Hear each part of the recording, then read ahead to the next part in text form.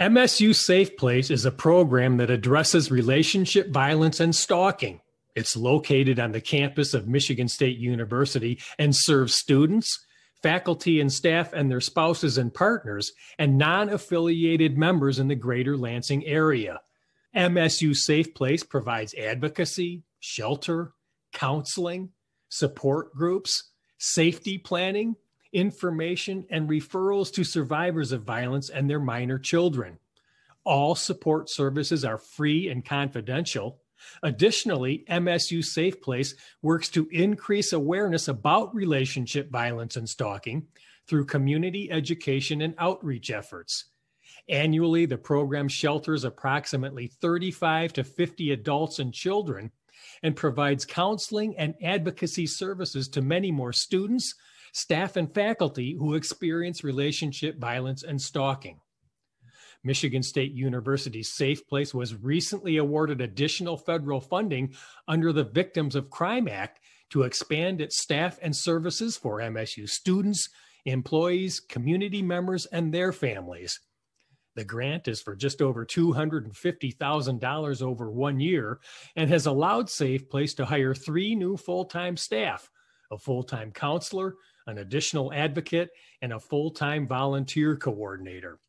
Former MSU First Lady Joanne McPherson saw a need for this first-of-its-kind university-based domestic violence shelter and support facility in 1994. More than 2 decades later, Safe Place will have a greater impact on the community through this grant. Erica Schmidt-Deal is a licensed master social worker and MSU Safe Place advocacy coordinator, and she joins me to talk more about Safe Place's mission and how this grant will help with that mission.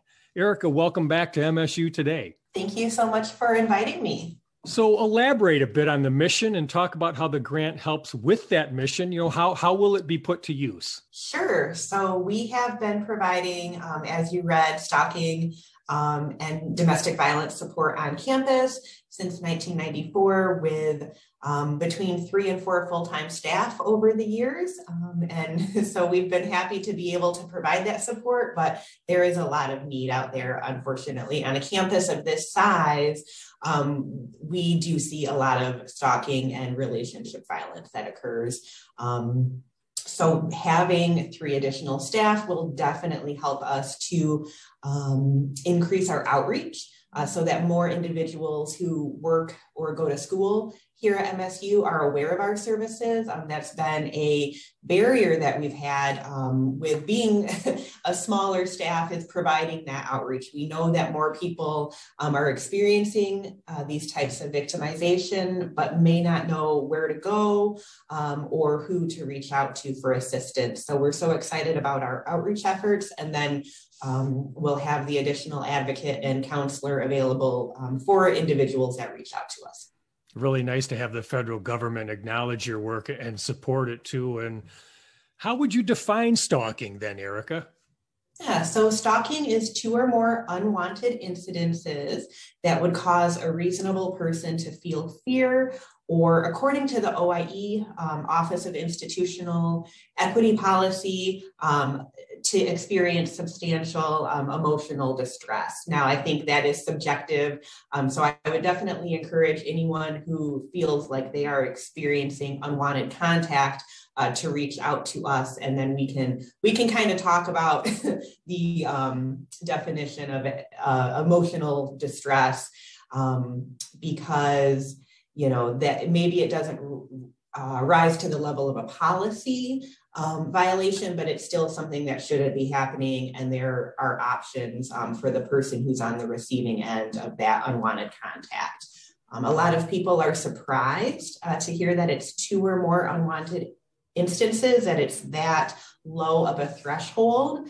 Unfortunately, a lot of times people are experiencing stalking for weeks, months, ongoing unwanted behavior, but they don't know that it can be considered stalking.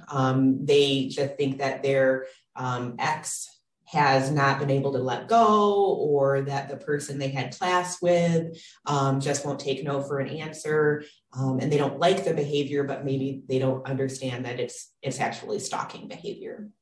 And Erica, is stalking and relationship violence sort of the same thing, or what's the distinction?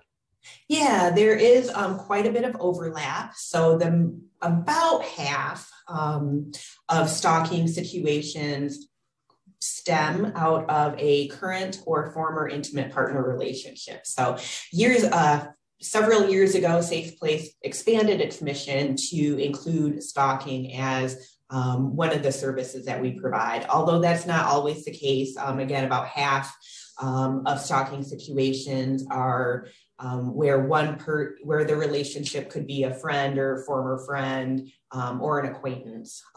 Stranger stalking is more rare, but that can occur as well, where somebody's receiving unwanted contact that's anonymous. They don't even know who it is that's contacting them.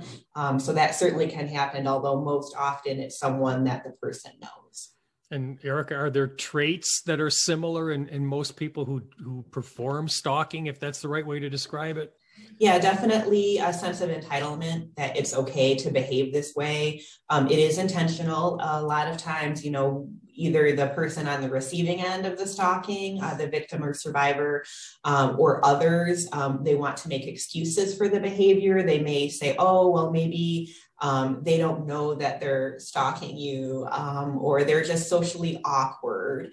And I think that perhaps could be the case for a small percentage of people, but I think the vast majority of people who engage in stalking behavior know what they're doing. They are wanting to pursue a relationship out, despite the other person not wanting that relationship. They again, feel entitled. They feel a sense of power and control, that they enjoy placing the other person in fear. So that is often something that we're talking to people about when they come to our program, that, you may care about this person, you may have been a friend to them, or have been in a relationship with them, and that's understandable. But at the same time, they likely know what they're doing. They're doing this intentionally. And there are steps that you can take if they are held responsible by the university, or there's consequences for them through the criminal justice system that is of their own making. Those are choices that they have made to engage in this behavior. And so any criminal charges are really on them. And of course, we're not here to tell people what to do who come to us, or make decisions for them. We're not insisting that they must make a police report, but we're presenting that as an option either now or down the road, should they choose to do that. And same with university reporting.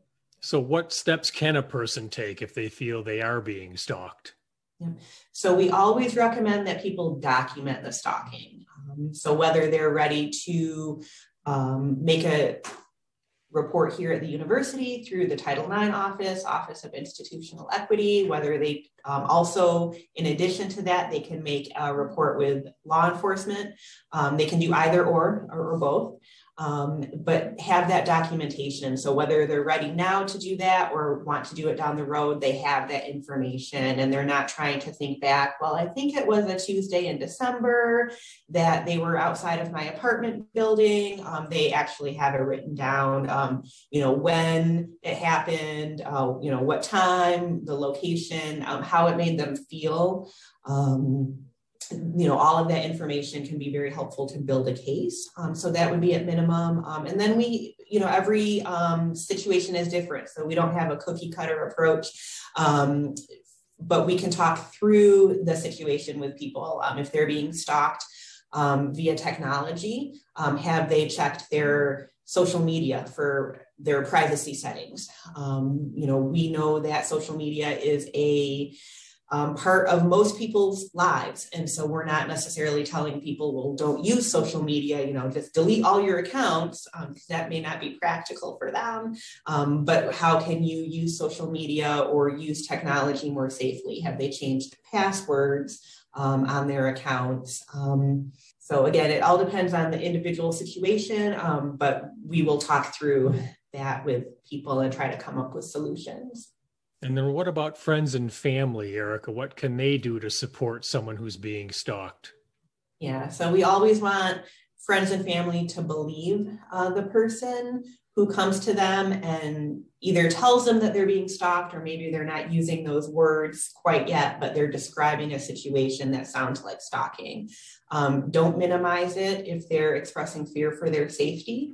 It may not sound like a big deal. If you hear somebody saying, this person is always liking my content on social media and I've seen them where I'm at a few times and it's creeping me out, don't brush it off as a coincidence. Listen to what the person is telling you. And if they're concerned about this behavior, mirror that concern. Refer them to safe place. And no, they may not contact us right away. Often, people maybe don't pick up the phone or send us an email immediately upon being referred to us, but plant that seed, just reassuring them that if they're ready, when they're ready, there are confidential resources that can talk through options with them. And then if somebody's in immediate fear for their safety, of course, calling 911. So Erica, again, let's circle back to the grant and be a little bit more specific about how it will help and maybe some of the limitations you had experienced before the grant. Yeah, so prior to the grant, we were serving all of the MSU affiliated individuals that had contacted us for services, but we were not able to do that outreach. So we were not able to do additional marketing of our services to let people know that we are a resource here on campus. So our volunteer coordinator is currently in contact with all of the registered student organizations to provide that information, also to try to recruit volunteers. That will help us expand the services we're able to offer. And then we know that, once individuals are trained in the dynamics of relationship violence and stalking, then they become a resource for their family and friends. So we see a ripple effect being able to happen with more individuals on our campus being educated about these issues, and more people then being able to come forward and receive the help that they may need. And then I'll also add that we have not only do we provide confidential services in that we don't share information with anyone else on campus or out in the community once people come to us, but we have a confidential location as well for safety purposes. So people can feel safe here in our location, whether they're staying in our shelter or coming for counseling or advocacy appointments, that the individual who is stalking them or the person who's been abusive to them will not be showing up here during their appointment or during their stay. So Erica, just some closing thoughts before I tell people how to get in touch with you. Just summarize what you'd like us to know about Safe Place and how the grant will help. So yeah, in summary, I would just like to say that we are the Relationship Violence and Stalking program here on campus, and we're here to support people at whatever level they need, whether it's having one advocacy appointment to get some basic information about what their options are, or ongoing advocacy as they are going through the OIE process or the criminal justice system. We are here for, again, at whatever level people need. For shelter is available, but that's not the only service we provide. We also provide the counseling if people need that. So in conclusion, I would just like to say that I do think we have a fantastic program here to support individuals who may need us. I have been here for 20 years and I wouldn't still be here at Safe Place if I didn't believe in the work that we do.